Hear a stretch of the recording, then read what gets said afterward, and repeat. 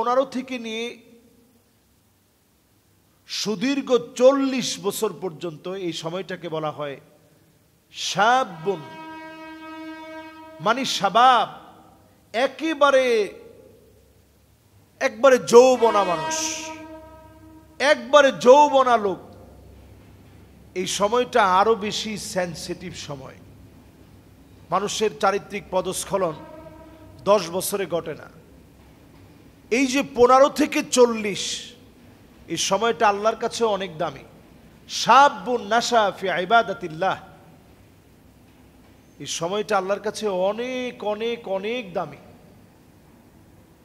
নবী আলাইহিস সালাতু ওয়াস সালাম বলছেন, আল্লাহর আরশে আজিমের নিচে ছায়া পাবে ওই ব্যক্তি যেই লোকটা ঠিক এই সময়ে শাবুন নাশা ফি ইবাদাতিল্লাহ, এই সময়ে যে লোকটা ইবাদত করবে ওই লোকটা আল্লাহর কাছে বড় দামি হবে। তো এই সময়টা অনেক গুরুত্বপূর্ণ, সেনসিটিভ সময়। বড় আশ্চর্যজনক সত্য, এই সময়টাতে আমরা সবচেয়ে বেশি গাফেল থাকি। ইকতারাবা লিন-নাসি হিসাবুহুম ওয়া হুম ফি গাফলাতিন মু'রিদুন।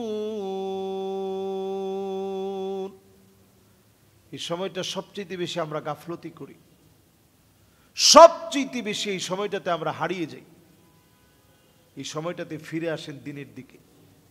প্রিয় ভাইয়েরা আমার, যারা এই মুহূর্তে শুনছেন, নিজের পরিবর্তনের জন্য সিদ্ধান্ত নেন।